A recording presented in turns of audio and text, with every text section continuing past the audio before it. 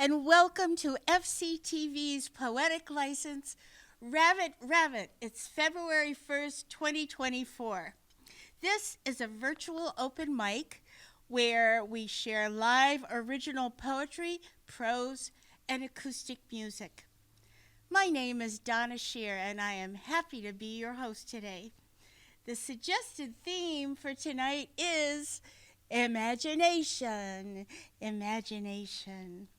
First of all, a grateful shout out to Alice Kachemba and Andrew Richards, who had the imagination in 2019 to create Poetic License for FCTV. Without them, we wouldn't be here tonight. So thank you, Alice and Andrew. I'd also like to read the FCTV's overarching mission statement. Our mission. Falmouth Community Television, FCTV, is a nonprofit community media center that fosters the production and distribution of local information. FCTV provides access to training, technology, and content to encourage community dialogue, awareness, and expression. This is hot off the presses. FCTV is partnering with the Woods Hole Diversity Advisory Committee, and they will simulcast the events in the 2024 Woods Hole Black History Month celebration. There's 3 events. Actually, one of them is taking place tonight. February 9th, jazz drummer and composer Terry Lynn Carrington, who I absolutely adore, is going to be talking about women in jazz. And Friday, February 16th at noon, it's called Massachusetts Arts Impact, an Executive Director's Perspective with Michael J. Bobbitt, Executive Director of Mass Cultural Council.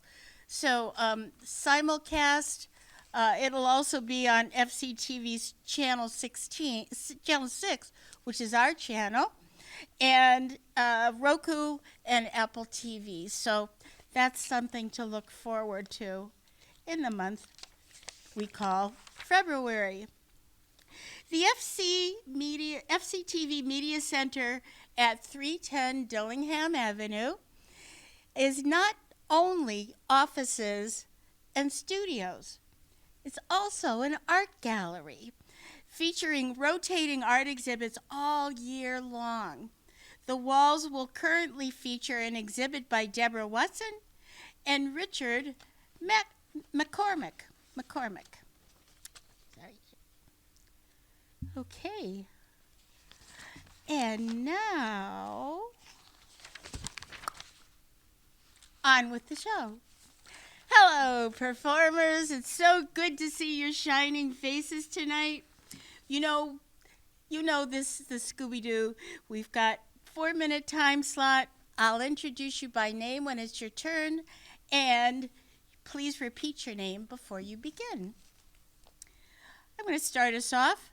My first poem about using imagination to visualize what one hopes to manifest in life. In this case, the emphasis in manifest is on man. It's called stargazing. Stargazing. Put it out to the universe, they say. See him in your mind's eye as clearly as you can. He'll find you. But he refuses to sit for the portrait. I seize my inner paintbrush, sketch him against a sable sky as he strides over the horizon, outlined in stars. Sturdy enough to whirl me off the floor, he catches my hand, his head thrown back in silvery laughter.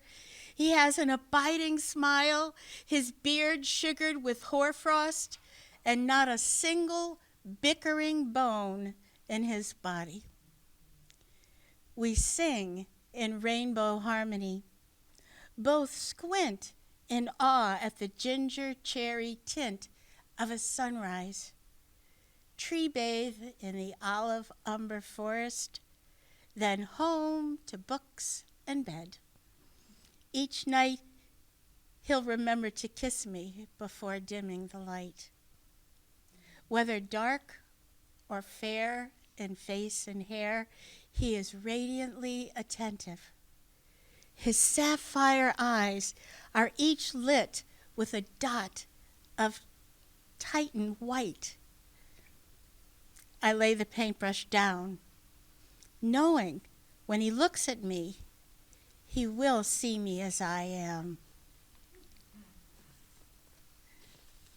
And that's the imagination. From my imagination, there he is. And I think I saw him in Walmart's the other day, so. All right. Let's see. We're going to start off with Christine Foisey. Ho ho.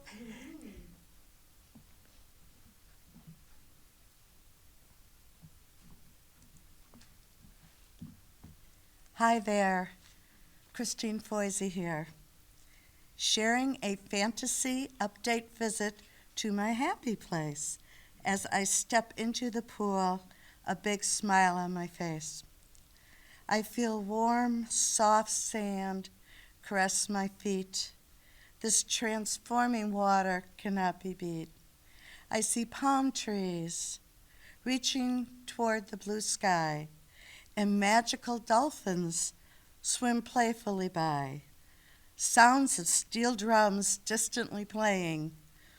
Welcome to paradise, macaws are saying. Pineapples, coconuts, and drinks of rum, enchanting hour under a tropical sun. Transported from the cold northern clime, an imaginative trick from my happy place mind. Yet from this fantasy, creativity did flow, as this next writing will clearly show. My best friend became my muse. Her inspiration I will now use.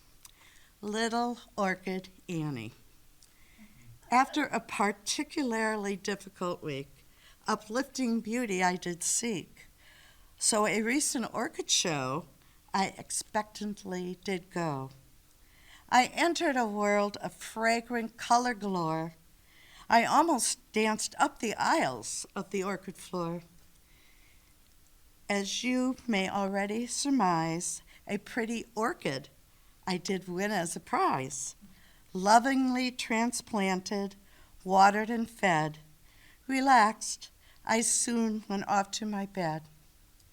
In the quiet of the night, it wasn't long, came a sound like a fairy's sweet song.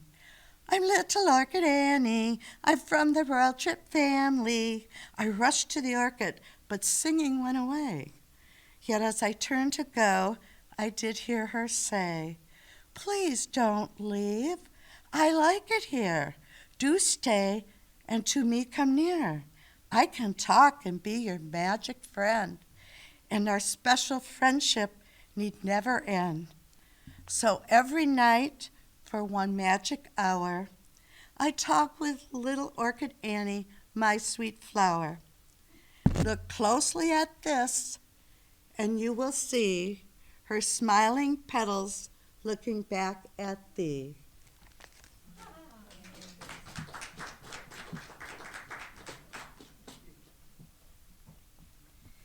Thank you, Chris. Your happy place is my happy place, too. Thank you. And Little Orchid Annie, what a hoot that title was. Thank you.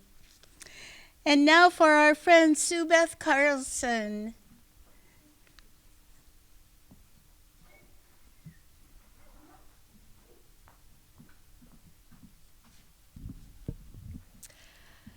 Thank you. And Donna, I have a request. If the guy in your poem has a brother, I'm interested.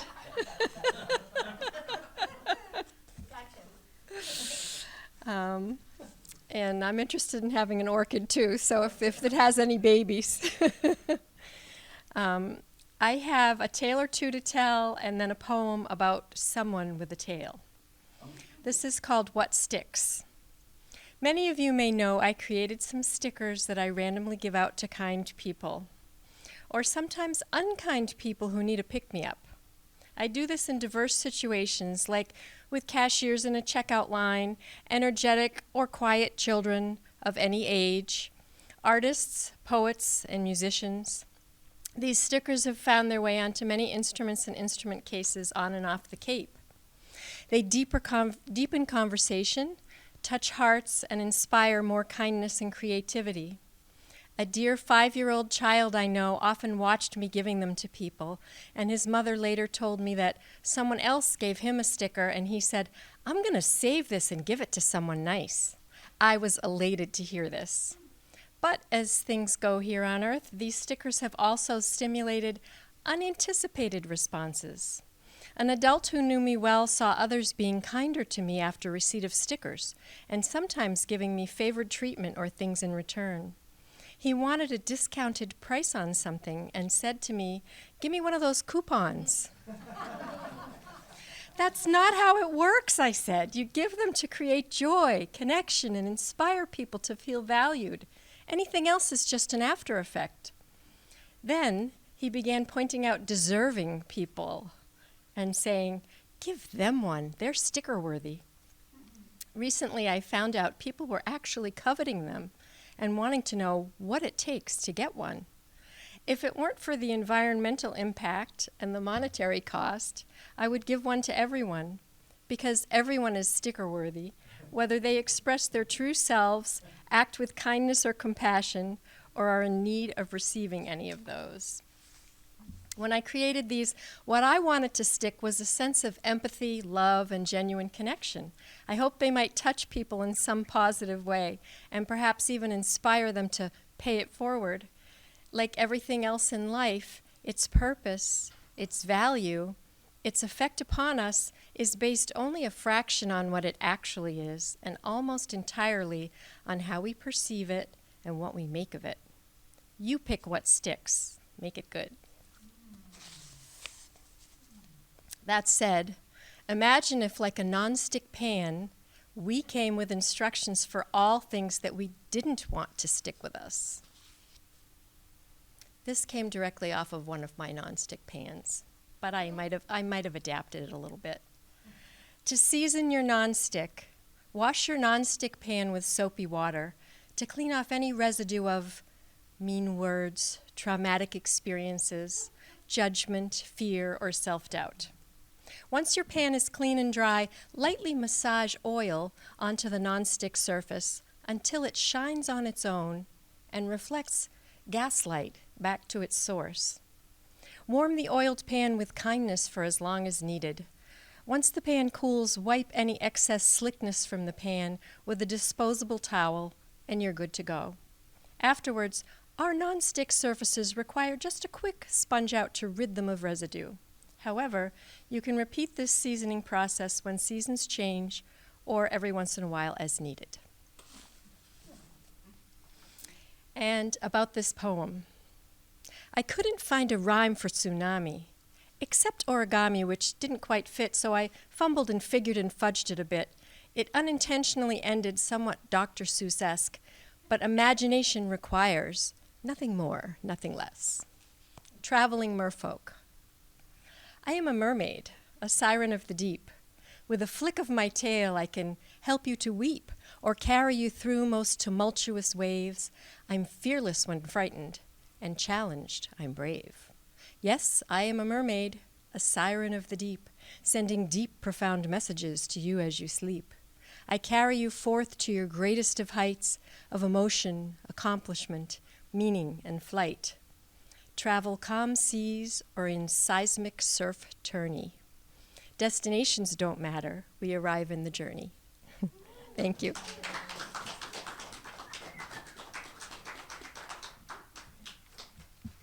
Thank you, Sue.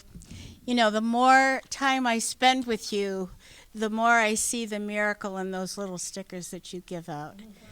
And it really is a wonderful a wonderful idea. Just a little sticker this big. And it's even got a heart and a peace symbol designed into it. Also, I will never wash my nonstick pan in quite the same way. So thanks for that, too. All right, let's see. Patricia Austin. I wonder what her imagination has dreamed up.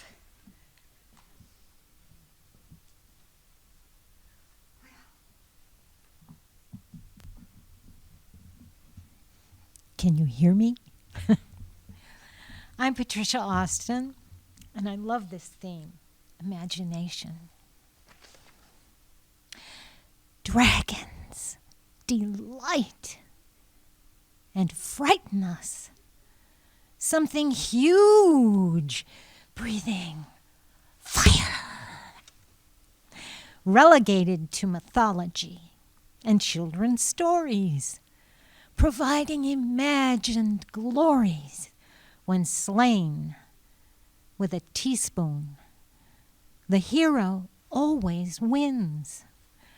Were we to know they're real, like dinosaurs, they would cease to be symbolic metaphors for gargantuan forces coming at us from deep, secret places in which we do not yet know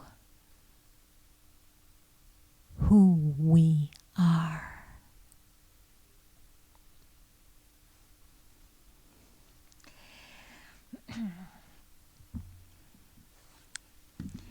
Learned as a child.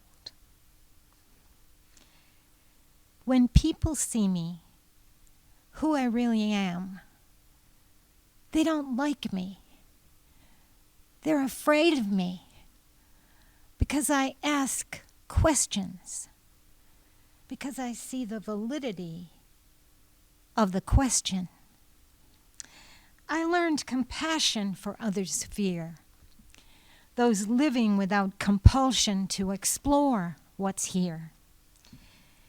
Thumbs and ears to block the call of other than what's obvious or less than all. The reality of actuality cannot be defined or captured in events horizontally confined. If it fits inside the structure, it is probably missing the truth.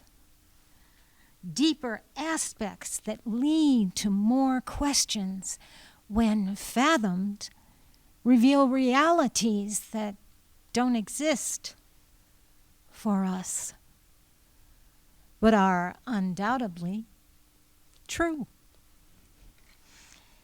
So who are we? What are we?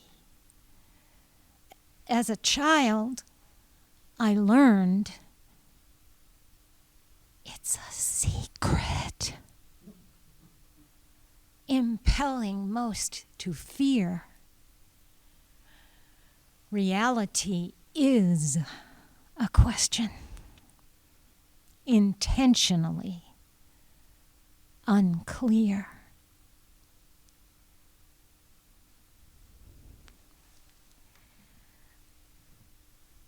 Flash at the window. What is the purpose of our daily life? Is it not to see what is around us? To take in the vision of the dance of light from that which can be perceived by your eyes, ears, heart, or mine? The sky exists, but only I, you, can see it as it is, swiftly transitioning through a moment, all around our pretending stationary vantage, the only glimpse of reality at congealment, dissolution, here now, then,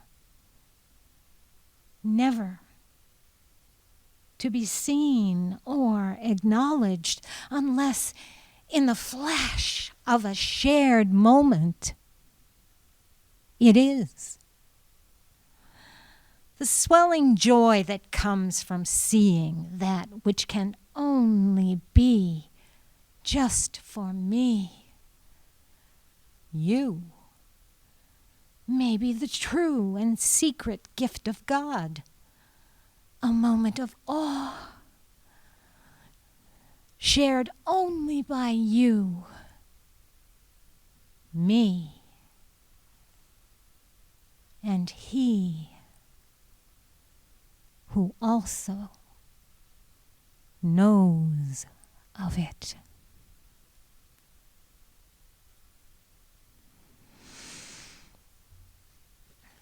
And I have one more very, very small poem, very short poem. And this is in honor of Sue Beth and Elaine, our resident mermaids. This is called A Little Thought About the Mer People. In the hidden depths of sea live the secret others. Understanding is the key to unlock the mother's true expression of her soul and why we are not alone. They flow in liquid symmetry. Our sisters and our brothers, did we but know? Thank you.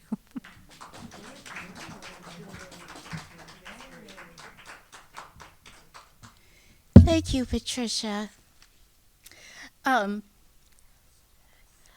I love seeing the little child inside of you that still resides there. And I love, as much as I love the grown-up woman that you've become, because you both never stop asking the important questions. And that's a good way to be. So thank you so much for that. But my favorite line, I have to say, reality is a question intentionally unclear. Lovely. I'm going to be chewing on that for a while. Thank you. Wayne Stook is here with his guitar, and he's ready to talk about imagination too, I imagine.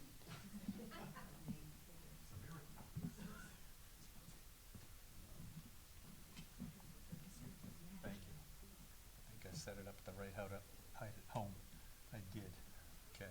That I might have to lift up. Okay, hold on. I'll hold it. That's okay. Let's see. Let me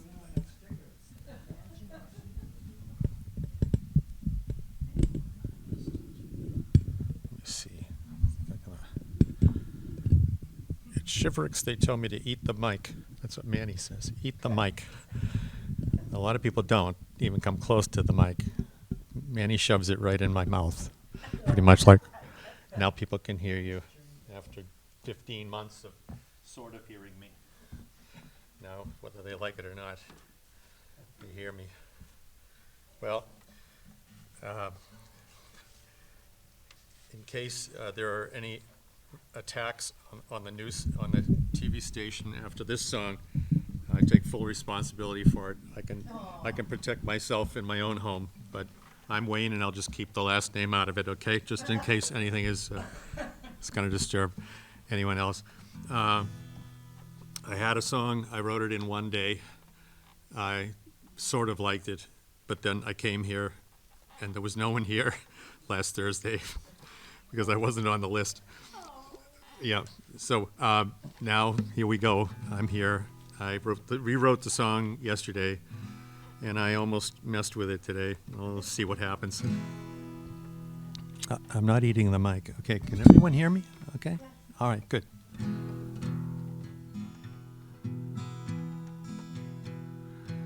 Most days I haven't had an ounce of imagination.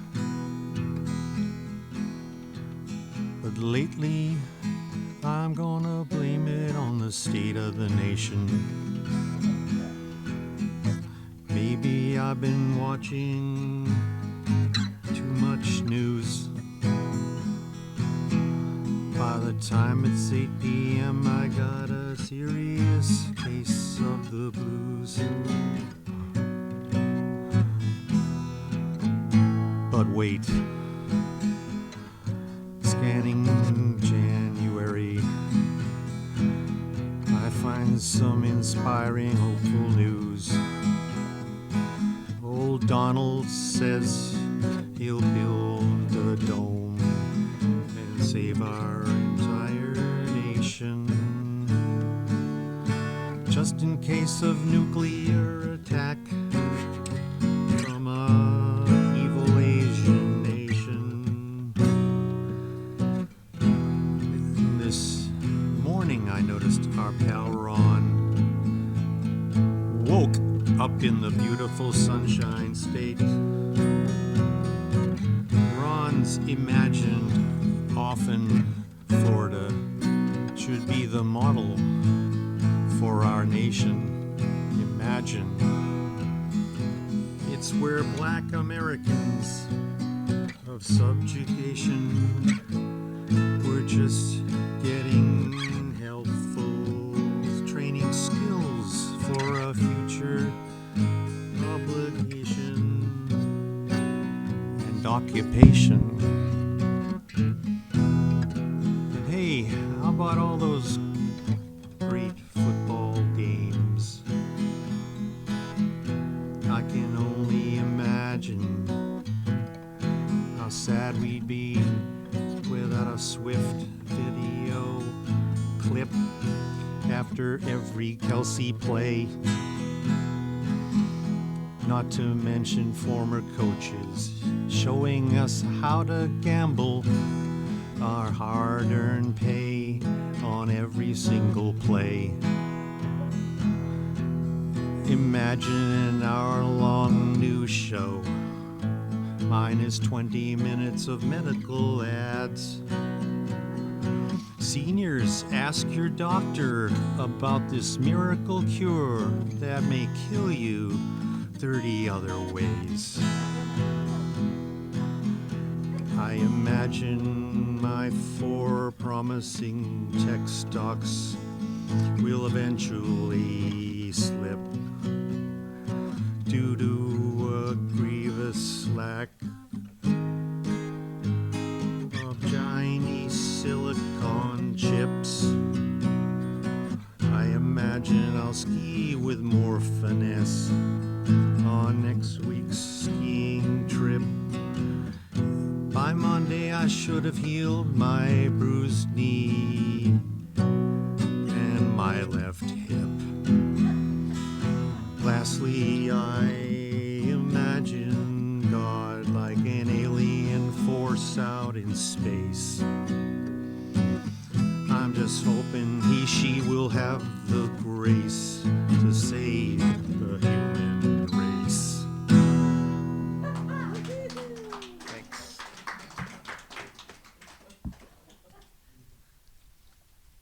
I'll be attacked later. Oh, thank you, Wayne. Boy, you sure packed a lot in that story about a song about imagination. Okay, mindfully speaking, let's see, who's up next? Elaine Robinson, one of our mermaids. A family? No, there's a mermaid. I am Elaine Robinson, and tonight's theme is kind of up my alley, since my imagination is usually in overdrive, so this was a good one. I have 3 fantasy poems and then a 4th poem that's a little different. So we're going to start with The Dragon's Companion. Bright green scales across blue skies, the mighty dragon, how she flies. Her strength shows in her flight, but the happy fairy is her delight. Ruler of an enchanted land, the winged fairy gives a hand. advice from a soul so deep, she listens before a giant leap. The one with tiny wings, true wisdom she brings. Massive lizard emits breath of heat, protects her soulmate from defeat. Dragon and fairy, friends for life. Humans can learn, no need for strife. And we move on here to strange beings. Mermaid, merman, swim to ocean's edge. Observe creatures reclining on the beach. Sing silently songs of laughter while watching these beings who flock to sand and surf. Feeding gulls, soaking up rays, mer people wonder why they come to the all-encompassing Mother Ocean, but do not dwell in her like the whales, seahorses, dolphins, Goliath grouper. Strange beings on two legs, imagination gone wild, no tails, but voices and loud music drown out the surf. Mer people sigh, absorbing the scene of a world that baffles inhabitants of the sea. And that's probably how they see us. Okay, it's been very, very strange. Okay, moving onward, we have Destiny of the Gorillas. A lonely woman visits a zoo. Large and strong male gorilla observes her frown and hang her head in sorrow. He winks at his family. His son and mate gather over to peer at the human female clutching the bars. The juvenile male becomes rowdy, hooting, throwing bananas at his father. The woman laughs. Caring for these primates is her passion. Faith leads her to the zoo when she is down. The silverback gently picks up his son, eyes gleaming with pride. Happiness consumes him. He shares a family moment with his human friend. In return for their company, the woman uses her magic. Suddenly, an orange kitten appears. Her name is Destiny. She now belongs to a gorilla family. Gently, the apes caress the tiny, soft feline. She meows and purrs. The woman smiles, walks away. A new addition for this contented family. Destiny of the Gorillas. All right, our last poem, this is a little different. It's something I came to mind after I watched a crime show on television. All right, and I just got a lot of inspiration. Okay, this title is called Caught by a Tomato. Angry human predator assaults a young lady, escapes out a window. Massive red fruit waits. Sneaker imprint caught by this vitamin-rich food. Forensic scientists examine this witness, silent in voice, but speaks volumes in evidence. Owner now found. Life behind bars for a violent offender. So, respect your cucumbers. Marvel at your carrots. Praise your zucchini. Consume your lettuce. Vegetables give us more than we thought. Life-sustaining, fresh and tasty. But one man behind bars, caught by a tomato. Okay, that's it. Okay.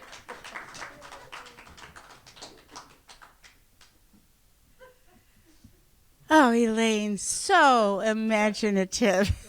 But the image that's going to stick with me is the gorilla and the little orange kitten. That's just, I get shivers when I think about it. It's so, they can be so gentle, you know? So thank you so much.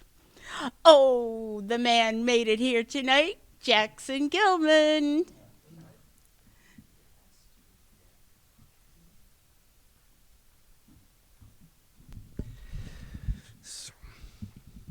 About 14 years ago, I did something that was really radical for me. I bought a brand new car.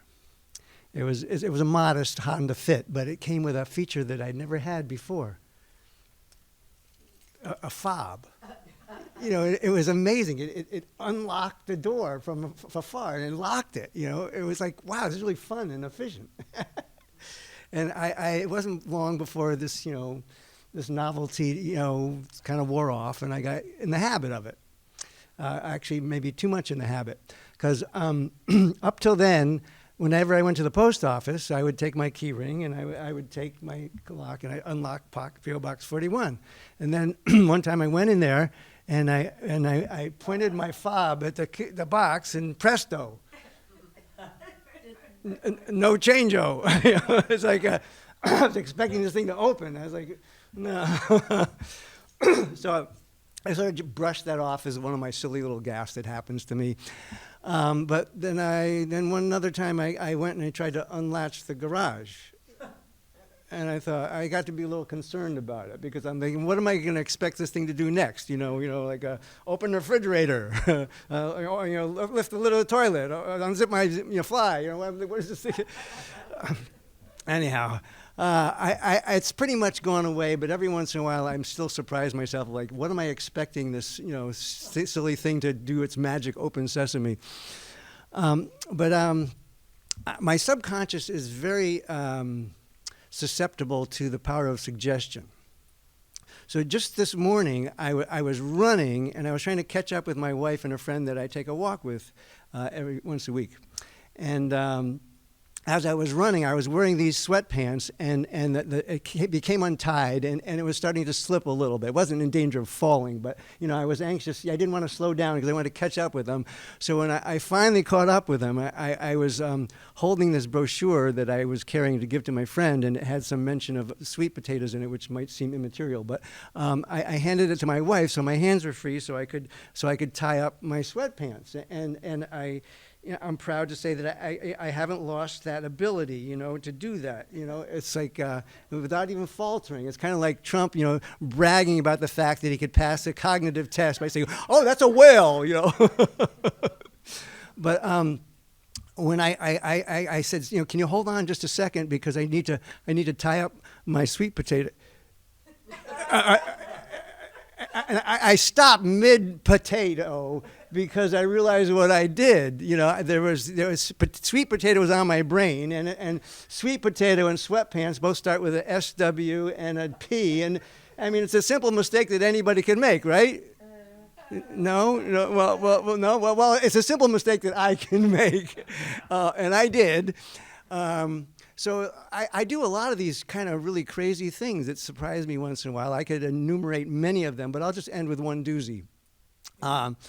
I was having my annual physical, and the physician assistant asked if it would be okay if her intern, sat in for training. I said, no problem.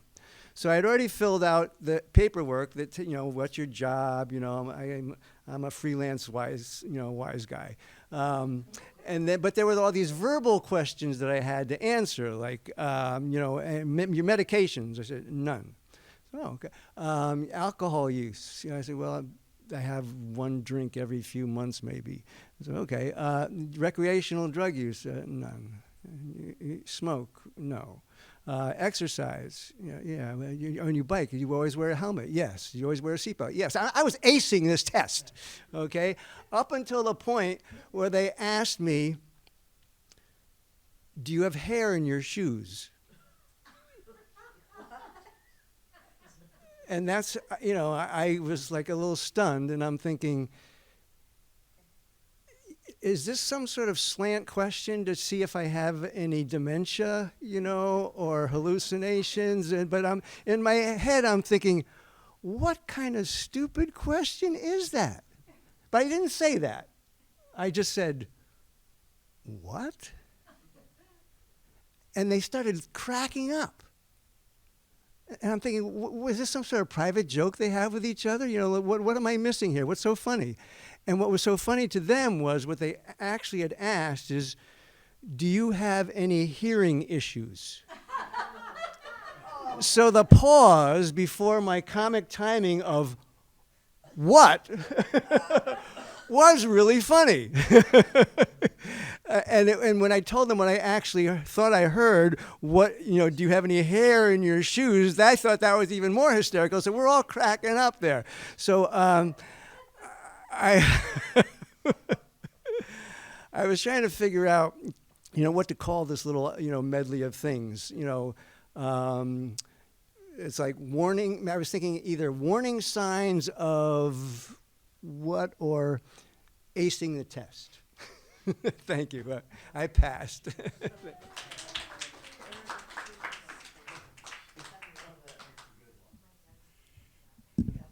Jackson Gilman, a completely new side to you we're seeing tonight.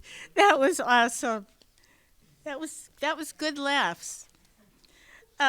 Freelance wise guy. Okay, I'm gonna write that down so that I remember it next time.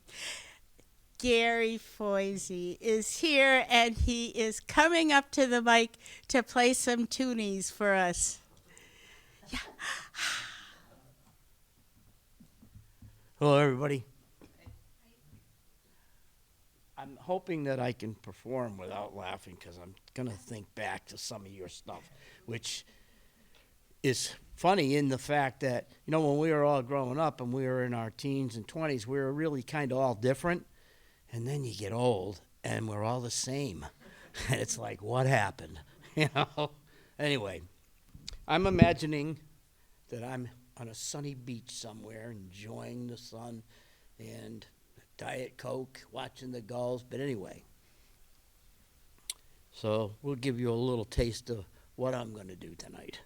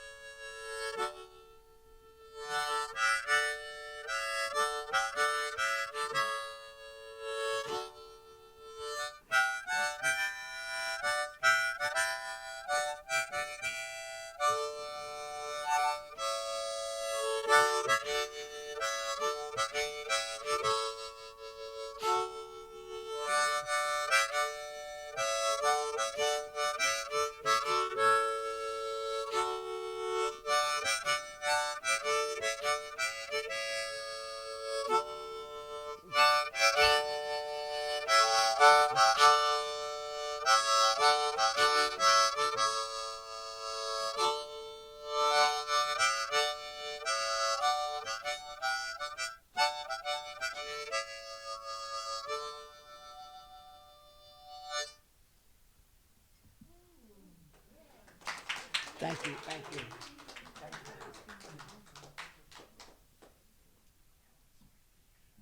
Gary, thank you.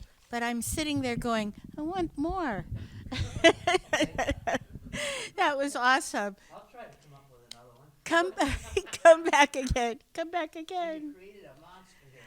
That's all right. You are not a monster. All right, so it's the end of the night. Oh my gosh. I'm going to close out with a poem. When I was a kid, I used to create a lot of Walter Mitty type roles that I could play. Other people might call them lies. But for me, I was creating other lives that I could live that were much more interesting than my real life. So I wrote a children's book based on these stories that I told. This is true. And this is the first lie in the book that's called Phoebe's Fibs.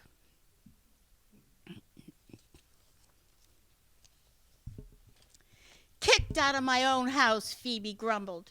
She stumbled her way to the playground.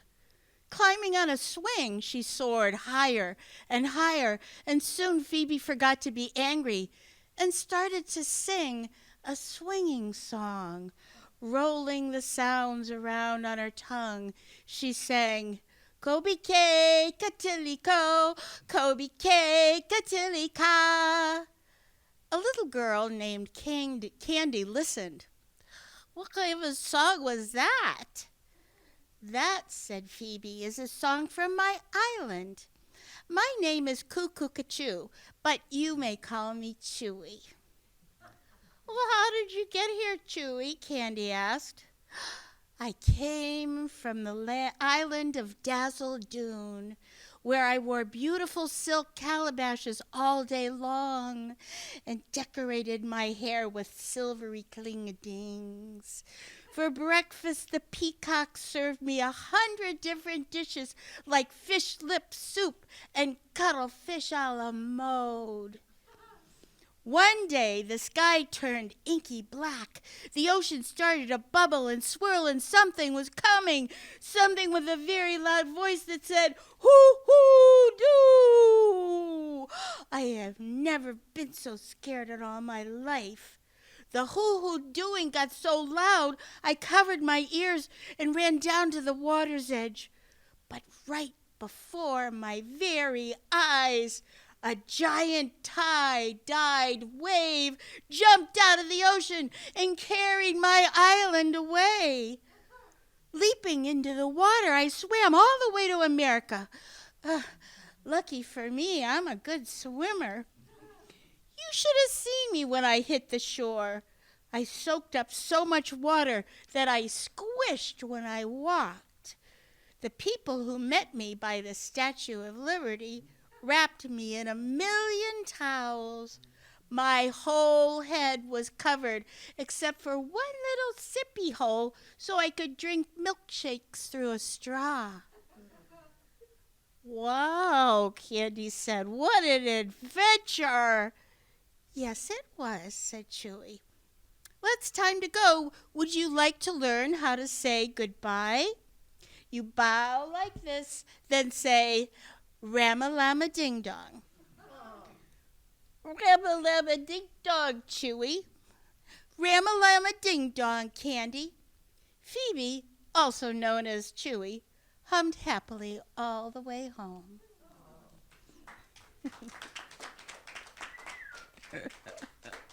And she really believed me. That's the funny part about it. Well, this edited performance will be shown on FCTV's Channel 6, also on YouTube as well as Roku and Apple TV. Friends out there, wherever you are, if you would like to be a performer on Poetic License, please join us. The next Poetic License is Thursday, February 22nd. The suggested theme will be kindness. And a heads up about the future, in March 2024, the theme will be siblings. You can sign up to be a performer by sending a text to our producer, Tony Sedera. His email is tony@fctv.org. Or you could simply come to the studio on Dillingham Avenue and enjoy being an audience member. Thank you again, Tony, for your awesome help. Thanks to the camera crew. Thank you, performers. We love your imaginative talents. So until next time, peace and shine on.